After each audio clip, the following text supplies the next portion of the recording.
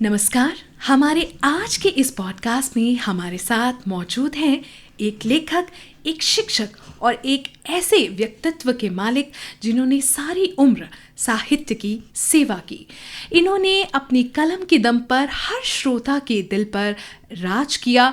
लेखक एवं शिक्षक सुशील त्रिपाठी जी का नाम बुंदेलखंड में ही नहीं, देश भर में जाना जाता है।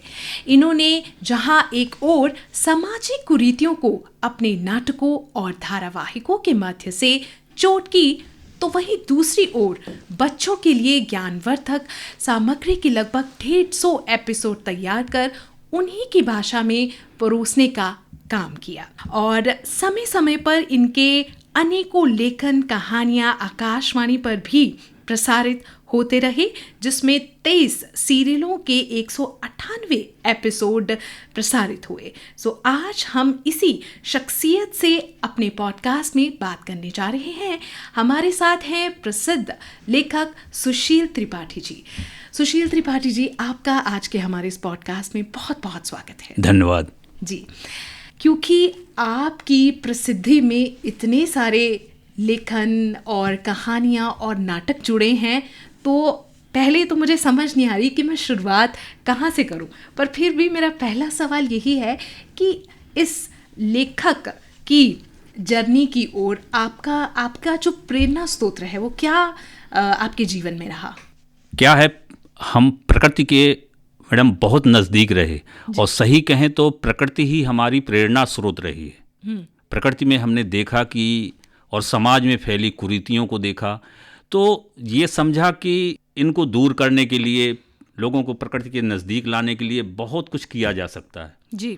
निर्जल स्थान में, पहाड़ियों में बैठ के घंटों सोचा करते थे क्या लिखा जाए। जो हमारे दिमाग में आया, जो हमने देखा, समाज में देखा, प्रकृति में देखा, उसको कोशिश की हमने कि अपने कलम के माध्यम से पिरो दें और लोगों तक पहुंचाएं। जी। पहले तो बचपन में छोटी छोटी कविताएं हैं, छोटी कहानियां हैं, चौपाल पे बैठ के सुनाते रहते थे, लोग सुनते रहते थे, मजा लेते रहते थे। लेकिन इतनी उस समय समझ नहीं थी कि इनको लिपिबद्ध किया जाए। जो आया दिमाग में उसको कह दिया, लोगों ने सुन लिया, वाह वाह करने लगे। जब समझ आई थोड़ा बहुत, तो फिर इसका संकलन शुरू किया। आकाशवाणी छतरपुर में मुझे ऐसा शायद याद है कि लगभग 83 से आकाशवाणी ने मुझको बुलाना शुरू किया था।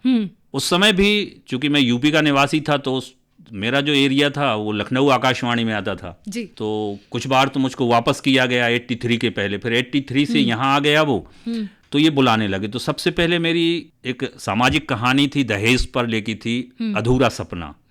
29 नवंबर 1983 को शायद रिकॉर्डिंग हुई थी और जनवरी 84 में उसका प्रसारण हुआ था। तब से फिर मैंने पीछे मुड़ के नहीं देखा है। इस आकाशवाणी के लिए बच्चों की इतनी कहानियां और सीरियल लिखे कि शायद मुझे भी पता नहीं है कि कितने हैं। जी। जितना मिला समय उनको संकलित करके रख दिया, जो नहीं मिला वो रफ में लिखा और ये होने लगा। धीरे धीरे तो आकाशवाणी ये समझने लगी थी कि लोगों से आकाशवाणी स्क्रिप्ट लिया करती थी कि स्क्रिप्ट का फिर यहाँ चयन किया जाता था कि ये स्क्रिप्ट प्रसारण की योग्य है कि नहीं है। जी। लेकिन आकाशवाणी ने मुझको टाइटल और थीम देना शुरू कर दिया। उन्होंने तो 3 अक्षर का टाइटल दिया और एक थीम दे दी 4 लाइन की, और बोले आपको इस पे लिखना है। जी। जैसे उस समय क्या था, विधवा विवाह का समय वो काफी वो था, तो एक उनने मुझसे कहा कि आपको एक अपशकुनी नाटक लिखना है, और 4 लाइन की उनने थीम दे दी और बोले 2 दिन में लिख के देना। अब ये बताइए 50 पेज हाथ से लिखना है, 2 दिन में लिख के देना है। लेकिन उन्होंने कहा गॉड गिफ्ट, कुदरत की देन थी, अपन लिखने बैठे, लिखते गए, जैसा समझ निकलता गया। बिल्कुल। फिर इस आकाशवाणी के लिए बच्चों की सीरियल की मैंने बहुत शुरुआत की।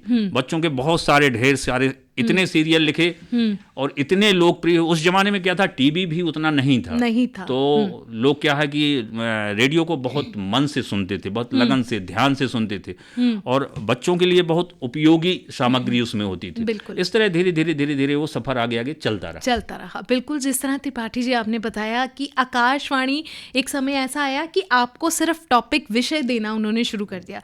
तो मुझे लगता है उन्होंने आपकी प्रतिभा जो है, आपकी कला को पहचान लिया था, और ये तो आकाशवाणी ही समझ सकती है।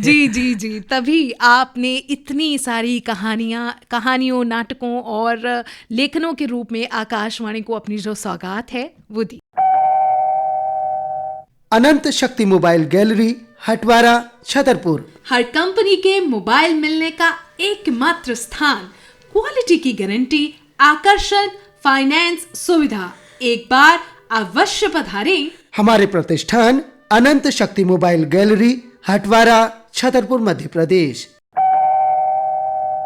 त्रिपाठी जी, आपके जीवन का पहला लेखन क्या था और उसके ऊपर लोगों का क्या उनकी प्रतिक्रिया रही उस पर? अब क्या है, देखिए, पहले लेखन का तो मैं नहीं कह सकता कि बहुत सारी कहानियां बच्चों की भी थी और वो भी थी। नाटक था 91 में, एकता नाटक पहला प्रसारण आकाशवाणी ने किया था और वो इतना लोकप्रिय और इतना अच्छा था कि उसको फिर भारत देश के सारे आकाशवाणी केंद्रों ने नाट्य उत्सव समारोह में उसको किया। उसकी बड़ी प्रतिक्रिया अच्छी मिली, लोगों ने कहा कि बहुत अच्छा है। दूसरा क्या होता है कि स्क्रिप्ट राइटर कितना भी अच्छा लिखे, लेकिन यदि आर्टिस्ट अच्छे नहीं है, कलाकार अच्छे नहीं है, प्रस्तुति अच्छी नहीं है, तो श्रोताओं को बांध के नहीं रखा जाता। बिल्कुल सही तो स्क्रिप्ट के साथ साथ ये भी चयन में महत्वपूर्ण होता है कि उनके जो कलाकार हैं, पार्टिसिपेट करने वाले हैं, उसकी डबिंग है, वो कितनी बेहतर की जा रही है ताकि वो कार्यक्रम अच्छा सफल रहे। बहुत रिस्पांस मिला, लोगों ने फोन लगा के बताया कि आपका नाटक बजा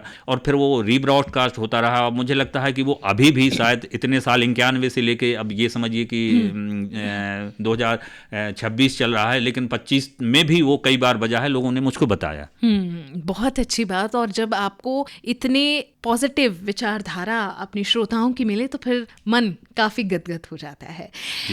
आपके अनुसार एक कहानी की शुरुआत आपके लिए कैसी होती है? विचारों से, किरदारों से या अनुभवों से? देखिए, मैं कहूं तो तीनों का समावेश भी हो सकता है। जैसे अपन चले जा रहे हैं, अपन ने कुछ देखा, एक कोई गरीब आदमी है, बिल्कुल फटे चिथे कपड़े पहने हुए है, उससे यदि अपन ने बात की तो उसने थोड़ा बताया कि नहीं मैं क्या था, कैसा था, तो उसी से एक कहानी निकल आई, तो अपन ने निकालने का प्रयास किया। कहीं कहीं ये भी देखा हमने कि मान लीजिए किसी ठिलिया वाले के यहाँ अपन समोसा खा रहे हैं और उसने समोसा जिस कागज में रखा है उस कागज में कहो कोई ऐसी चीज लिखी हो कि वो मन को चोट पहुंचा दे, तो अपन उसी से एक कहानी या नाटक लिख दें।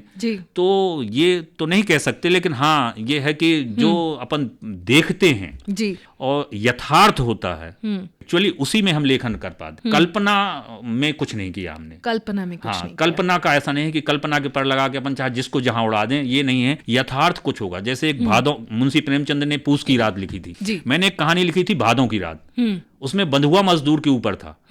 उसका एक हमारे बहुत अभिन्न है मिस्टर समीर गोस्वामी, उसने अपने पॉडकास्ट में उनने उसको किया है, बहुत लिसनिंग, बहुत लोगों द्वारा वो सुनी गई है। बहुत अच्छी कहानी थी क्योंकि पूरी यथार्थ थी। मैंने गांव में जहां हम लोग निवास करते थे, हमने देखा कि आदमी को, व्यक्ति को कैसे बंधुआ मजदूर बना के जमींदार लोग रखते हैं। उनका क्या होता है कि उसका बेचारा छोटा सा बच्चा था, डॉक्टर भी इलाज करने के लिए तैयार नहीं था। वो कह रहा था नहीं पहले तो तुम पैसे लेके आओ। अब उसके पास खाने के लिए, तो जो उनके लिए रोटी है नहीं है, वो पैसा कहां से लेके आए? तो क्या ये मानवता नहीं है? डॉक्टर की मानवता नहीं है कि उसके बच्चे का पहले वो इलाज कर दे, इसके बाद जब उसको कुछ मिले तो वो अपना करता रहे?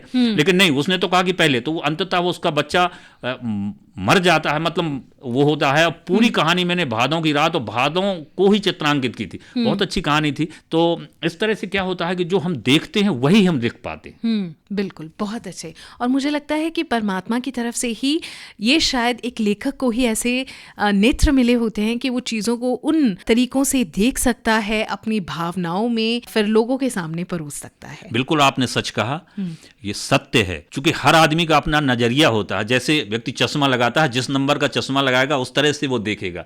तो वास्तव में सही है कि लेखक, एक कवि का जो नजरिया होता है वो अलग ही होता है। बस में बैठा होगा तो वो अलग देख रहा होगा, उसकी आंखें अलग घूम रही होंगी, वो खिड़की से पार देख रहा होगा, कुछ ऐसी चीज तलाश रहा होगा कि जो मिल जाए मैं वो समाज के सामने प्रस्तुत कर दूं। तो ये अपना अपना नजरिया है, बिल्कुल सही है। और वही नजरिया है जो आज यहाँ तक हम लोगों को लेके आया है। क्योंकि आपने इतने सारे लेखन लिखे और आपकी जो ये बातें हैं मुझे बहुत मन को भा रही हैं, और उम्मीद करती हूँ जो भी हमारे श्रोतागण सुनेंगे उन्हें भी बहुत अच्छा लगेगा। त्रिपाठी जी, मैं आपसे पूछना चाहूंगी कि कोई ऐसा और क्षण जब आपने कुछ समाज में, प्रकृति में, अपने आसपास कुछ ऐसा देखा हो जिसके बाद आपकी कलम ने साक्षात्कार उसको उतार दिया हो? कोई ऐसा आपको कोई भी चित्रण याद हो, कोई कहानी याद हो जिसने आपको प्रेरणा दी हो उसको अपनी कलम में उतारने की? शुरुआत में क्या हुआ मैडम, जैसे रेडियो के बाद टीवी का दौर चला, तो मैंने एक बच्चे की बात सुनी। बच्चा अपने दादा से कहता है क्या होता है, आदमी, बूढ़े आदमी या घर वाले लोग बीमा करा देते हैं, और बीमा में क्या होता है, जब व्यक्ति खत्म हो जाता है, उसकी मृत्यु हो जाती है, तो बीमा का बहुत सारा पैसा मिलता है। ठीक है, तो वो बच्चा अपने पिताजी से, अपने दादाजी से ये कहता है कि दादाजी आप अभी कितने दिन जिएंगे? तो वो दादाजी बोलते हैं क्यों भाई, ऐसा क्यों? बोले मैं सोचता हूं कि आप खत्म हो जाए तो बीमा का पैसा मिल जाए, तो हमारे घर में टीवी आ जाए। ये समझिए। तो उस पे मैंने एक आधे घंटे का, केवल इतनी थीम पे मैंने एक आधे घंटे का नाटक लिखा, लौटती जिंदगी। अंत में उसने अपने नाती की प्रसन्नता के लिए दादा ने फांसी का फंदा भी बनाया, लेकिन एन वक्त पे गेट से एक व्यक्ति आ गया, उनको बचा लेता है। वो ठीक है, वो अंत में बचना चाहिए, लास्ट का जो सीन है वो अच्छा होना चाहिए। तो ये ऐसी चीजें होती हैं कि यदि हमको 2 लाइन भी सुनने को मिल जाए तो उसको कोशिश हम करते हैं कि आदमी हमसे कितना भी उसको कलम में उतरा ले। वो कह दे कि आप इसका एक सीरियल बना दीजिए, तो वो 4 लाइन का हम एक सीरियल भी बनाने के लिए अपने आप तैयार रखते हैं। जी बिल्कुल बिल्कुल। आपका त्रिपाठी जी आकाशवाणी के साथ जो सफर है वो कैसा रहा? क्योंकि आपके इतने सारे एपिसोड और 23 सीरियल जो है अब तक प्रसारित हो चुके हैं, तो वो जो एक सफ़र था श्रोताओं के साथ, जो उनका एक प्रतिक्रिया थी और आपका यहाँ आना, उनका प्रसारित होना, श्रोताओं की प्रतिक्रिया, इन सब पर आप क्या कहना चाहेंगे? आपकी ये जो पूरी जर्नी है ये कैसी रही आकाशवाणी के साथ? देखिए, सही कहें तो आकाशवाणी का जन्म शायद 76 में हुआ था, और 79 से हमने थोड़ा बहुत कार्यक्रम देना शुरू किए थे।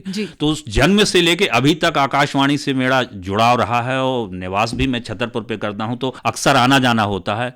निसंदेह इसमें कोई दो राय नहीं है कि यहाँ जितने भी अधिकारी कर्मचारी होते हैं उन्हें कलाकारों का अच्छा ज्ञान होता है, और वो नाप तोल के, मतलब उनकी जो स्क्रिप्ट होती है या उनकी जो भाषा होती है, उनका कार्य व्यवहार होता है, उसको अच्छे से परख के और वो फिर AIR पे पहुंचाने का प्रयास करते हैं पूर्णता।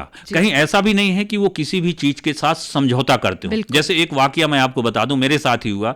उस समय यहाँ स्टेशन डायरेक्टर एक 90 में शर्मा जी थे, और मैंने नाटक जब एकता लिखा तो उनको डाउट हुआ कि ऐसा तो नहीं कि ये इतना कम उम्र का लड़का कैसे लिख सकता है। तो उन्होंने मुझसे कहा कि आप अपना रॉ मटेरियल लेके आओगे, रफ का इसको किया गया। तो मैं पूरा रफ जितना था वो सब लेके आया, उन्होंने देखा बड़ा अच्छे से। तो एक आकाशवाणी को बिल्कुल पारखी नजर थी, और वो आज भी है। नहीं, क्या लेना देना भाई, अपन ने स्क्रिप्ट लिख के दी, उनको उसका ब्रॉडकास्ट कर देना चाहिए, लेकिन उन्हें लगा नहीं कि इसको इसकी गहराई तक जाना चाहिए, वास्तव में सच है कि मौलिक है, रचना की नहीं है। तो ये उस समय भी था, और आज भी मैं देखता हूं जो आप लोग हैं, सब लोग हैं, आप लोगों में वो क्वालिटी है कि हर चीज को बहुत अच्छे से करने का प्रयास करते हैं। किसी भी चीज को ऐसा नहीं है कि नहीं इसको टाल दो, हो जाएगा, ऐसा कर दीजिए, नहीं, उसको बहुत अच्छे से बनाने का प्रयास करते हैं। भले श्रोताओं की संख्या हमारी कम हुई हो, ये इसमें तो कोई दो राय नहीं है, हुई है, क्योंकि सोशल मीडिया ने, दूरदर्शन ने, विभिन्न चैनलों ने रेडियो को थोड़ा पछाड़ा है, पीछे किया है, लेकिन ऐसा भी नहीं है। अभी भी यदि आप गांवों में देखें तो लोग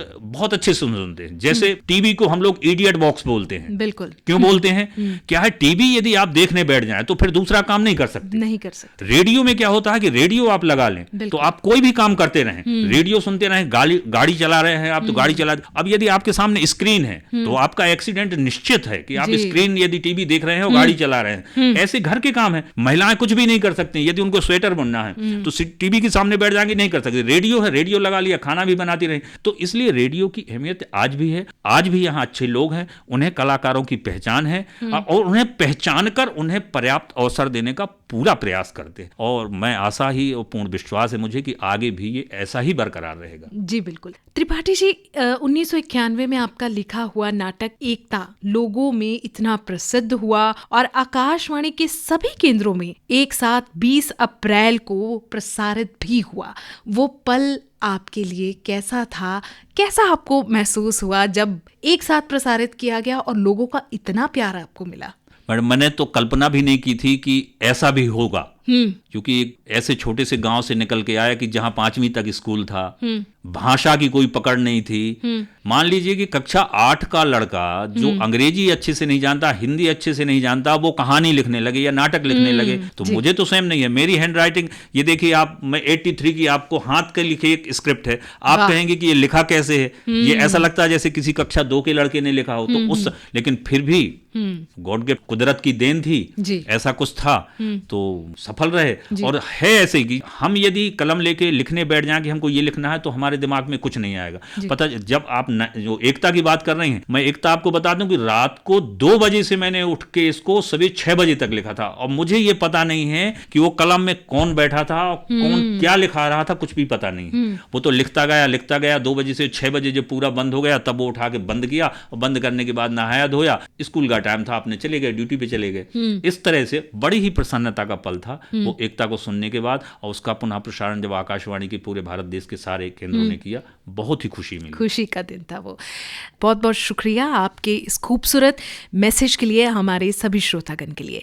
सुशील त्रिपाठी जी, आप अपना कीमती समय निकाल के हमारे स्टूडियो में आए, आपका बहुत बहुत धन्यवाद। धन्यवाद जी। सो ये थे हमारे साथ कला और प्रतिभा के माहिर सुशील त्रिपाठी जी आज के हमारे इस पॉडकास्ट में। अगले पॉडकास्ट में फिर मिलेंगे आपके साथ एक नए विषय के साथ। तब तक के लिए अपना बहुत ध्यान रखिए। इस कार्यक्रम के प्रायोजक थे अशोका सिनेप्लेक्स, सटाई रोड, छतरपुर।